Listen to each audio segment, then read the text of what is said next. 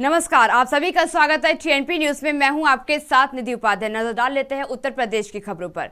PM Modi जुलाई महीने के दूसरे सप्ताह में जालौन के बड़ा गांव और कैथेरी के पास से निकलने वाले बुंदेलखंड एक्सप्रेसवे का शुभारंभ करेंगे। इस दौरान पीएम के साथ सीएम योगी भी मौजूद रहेंगे। पीएम और सीएम के आगमन से पहले अधिकारियों ने ग्राम पंचायतों के पंचायत भवन का रंग बदलना शुरू कर दिया है और तमाम अधिकारी तैयारियों में जुट गए हैं। योगी सरकार पौधरोपण को प्रदूषण से मुक्ति के साथ सेहत दुरुस्त करने का भी जरिया बनाने में जुटी हुई है। हरियाली बढ़ाने में उन पौधों का अधिक रोपण होने जा रहा है जो प्राणवायु देने के साथ अपने फल फूल आदि से हमें आरोग्यदायक औषधियां प्रदान करते हैं। इन औषधीय गुणों वाले पौधों का दायरा सिर्फ घर के बाहर बाग जंगल तक सीमित नहीं है, बल्कि इसके लिए सरकार 200 सड़कों को हर्बल मार्ग के रूप में भी विकसित कर रही है। बता दें कि हर्बल मार्ग बनाने का मुख्य उद्देश्य लोगों की इम्यूनिटी को बेहतर करने के साथ साथ पर्यावरण को शुद्ध रखना है। प्रदेश में अब तक विकास की दृष्टि से पिछले जिलों में बनाए जा रहे एयरपोर्ट का संचालन और प्रबंधन भारतीय विमानपत्तन प्राधिकरण यानी एएआई करेगा। एयरपोर्ट का विकास प्रदेश सरकार की ओर से किया जाएगा। लोक भवन में सीएम योगी की मौजूदगी में इसके संचालन के लिए एएआई के अध्यक्ष और प्रदेश के नागरिक उड्डयन विभाग के अपर मुख्य सचिव के बीच MOU साइन किया गया और इस दौरान सीएम ने कहा कि इन सभी एयरपोर्ट को एयरबेस A320 के मानकों के अनुसार विकसित किया जाएगा। सीएम ने प्राधिकरण को जल्द सर्वे कराकर भूमि क्रय की कार्रवाई करने के निर्देश दिए। योगी सरकार में कैबिनेट मंत्री डॉक्टर संजय निषाद बाराबंकी दौरे पर पहुंचे, जहां उन्होंने मछली पालन से जुड़ी कई सरकारी योजनाओं की लोगों को जानकारी दी। इस दौरान उन्होंने कहा कि मैं मछुआरा समुदाय के लोगों को धन्यवाद देता हूं, जिन्होंने सड़क से सदन तक उनको पहुंचाया। संजय निषाद ने कहा कि अपने समुदाय के हित की रक्षा और उनको विकास की मुख्य धारा से जोड़ने के लिए हम और हमारी सरकार संकल्पित है। आजमगढ़ से बीजेपी सांसद दिनेश लाल यादव बीजेपी जिला अध्यक्ष के आवास पर एक कार्यक्रम में पहुंचे, जहां उन्होंने सपा प्रमुख अखिलेश यादव पर निशाना साधा। निरहुआ ने कहा कि अखिलेश की तरह मैं आजमगढ़ से भागूंगा नहीं, बल्कि जिले में ही मकान बनवाकर रहूंगा। डबल इंजन सरकार के नेतृत्व में जिले का चहुमुखी विकास होगा। एक ही गड्ढे वाली सड़क नहीं रहेगी, जल्द ही सड़कों का निर्माण शुरू होगा। आगे सांसद ने कहा कि अधिकारी जनता की समस्याओं के निस्तारण में लापरवाही न बरते। बढ़ती महंगाई को लेकर बीजेपी सांसद वरुण गांधी ने एक बार फिर अपनी ही सरकार को आड़े हाथों लिया है। वरुण गांधी ने सवाल पूछते हुए ट्वीट किया कि रोटी महंगी, कपड़ा महंगा, मकान महंगा और अब इलाज भी महंगा होगा। महंगाई के बोझ तले आम आदमी को राहत कब मिलेगी? आपको बता दें कि यह कोई पहला मौका नहीं है जब उन्होंने अपनी ही सरकार को कोसा हो। इससे पहले भी वरुण गांधी कृषि कानून, महंगाई, बेरोजगारी और अग्निपथ योजना जैसे मुद्दे उठाकर अपनी ही सरकार पर हमलावर हो चुके हैं। आजमगढ़ और रामपुर उपचुनाव में हार के बाद सपा की मुश्किलें लगातार बढ़ती ही जा रही हैं। एक और सुबह सपा प्रमुख ओपी राजभर हर रोज अखिलेश यादव पर जुबानी हमले कर रहे हैं, तो वहीं अब सपा को एक और झटका लगता दिख रहा है। दरअसल पूर्व विधायक रहे इरशाद खान 5 जुलाई को बसपा में शामिल होंगे। मिली जानकारी के अनुसार इरशाद खान सपा से नाराज चल रहे हैं। उनका कहना है कि सपा में सम्मान नहीं मिलने के कारण उन्होंने यह कदम उठाया है। टीएनपी न्यूज एक हिंदी भाषी न्यूज चैनल है। टीएनपी ग्रुप का मूल उद्देश्य ग्रामीण क्षेत्र के युवाओं को पत्रकारिता का ज्ञान और कौशल प्रदान करना है। अधिक जानकारी के लिए विजिट करें हमारी वेबसाइट tnpnews.in या graminreporter.com।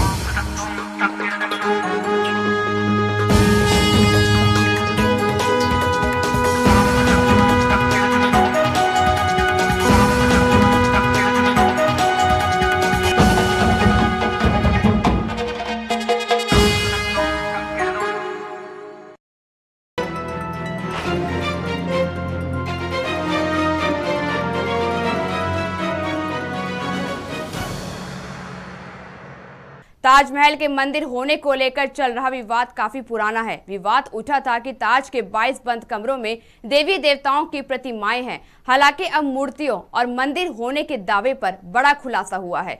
एक आरटीआई के जवाब में भारतीय पुरातत्व विभाग यानी एएसआई ने जवाब दिया है। एएसआई ने कहा है कि ताजमहल में हिंदू देवी देवताओं की मूर्तियां नहीं मिली हैं। यह भी साफ कहा गया है कि मंदिर की जमीन पर ताज का निर्माण नहीं किया गया है। शाहजहांपुर से पीलीभीत जाने वाले यात्रियों को बड़ी सौगात मिली है। विद्युतीकरण करने के बाद करीब 4 साल बाद शाहजहांपुर से पीलीभीत के लिए पहली ट्रेन रवाना की गई है। स्टेशन अधीक्षक ने हरी झंडी दिखाकर यात्रियों से भरी ट्रेन को पीलीभीत रवाना किया। मामले की जानकारी देते हुए अधिकारी ने बताया कि कासगंज से 2 ट्रेनों के लिए बड़ा रैक पीलीभीत को मुहैया करा दिया गया था। से जो है यहाँ की पब्लिक इसके लिए जो है इंतज़ार कर रही थी।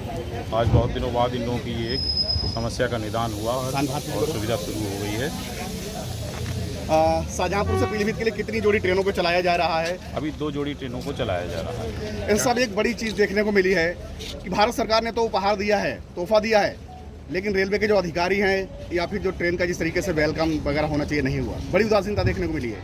ये NER की ट्रेन है, उनकी तरफ से शुरुआत हो रही है, उनकी गाड़ी उधर से आ रही है, तो अपना उधर से इसके जो है। क्या AC की सुविधा मिलेगी इसमें? AC की सुविधा भी आगे बात चल रही है, उसकी भी मिलेगी। पीलीभीत में सिविल बार एसोसिएशन की ओर से वरिष्ठ अधिवक्ता के विधि व्यवसाय में 60 वर्ष पूरे होने पर कार्यक्रम आयोजित किया गया। इस अवसर पर वरिष्ठ अधिवक्ता सुरेंद्र कुमार सक्सेना को वकालत के पेशे में 60 साल पूरे करने पर सम्मानित किया गया। इस अवसर पर मुख्य अतिथि के रूप में उच्च न्यायालय के न्यायमूर्ति और जनपद के प्रशासनिक जज मौजूद रहे। प्रशासनिक जज ने वरिष्ठ अधिवक्ता को बधाई देते हुए कहा कि बुजुर्गों की इज्जत हमारा फर्ज है। वकालत सिर्फ पेशा ही नहीं बल्कि अधिवक्ताओं का धर्म है। एक कार्यक्रम निश्चित किया था जिसमें कि एक वरिष्ठ अधिवक्ता श्री सुरेंद्र कुमार सक्सेना ने अपने वकालत के 60 साल पूरे कर लिए हैं। उस कार्यक्रम में भी मैं शरीक हुआ। वकील को हमेशा अपने कार्य में ईमानदार होना चाहिए। मेहनत करके जब तक खुद संतुष्ट ना हो तब तक काम नहीं करना चाहिए, क्योंकि क्लाइंट को नहीं मालूम कि वकील साहब ने क्या तैयारी की। ये उसकी अपनी संतुष्टि है जिसके बाद उसे क्लाइंट का काम करना चाहिए। शाहजहांपुर जिले में शादी की खुशियां मातम में बदल गई। मामला थाना कलान के विक्रमपुर गांव का है, जहां शादी समारोह में खाना बनाते समय सिलेंडर में भीषण आग लग गई। आग लगने की वजह से 3 महिलाओं की जलकर दर्दनाक मौत हो गई। वहीं कई झुलसे हुए लोगों को अस्पताल में भर्ती कराया गया है। मामले की सूचना मिलते ही पुलिस मौके पर पहुंची और शवों को कब्जों में लेकर पोस्टमार्टम के लिए भेजा। साथ ही मामले की जाँच पड़ताल भी शुरू कर दी। थाना कलान क्षेत्र के मिर्जापुर ग्राम में एक परिवार में कल एक विवाह समारोह था। उसी के संबंध में आज तैयारियां हो रही थी। इसी में भोजन बनाते वक्त एक सिलेंडर फटने की दुर्भाग्यपूर्ण घटना हुई, जिसमें 3 महिलाओं की मौके पर ही मृत्यु हो गई।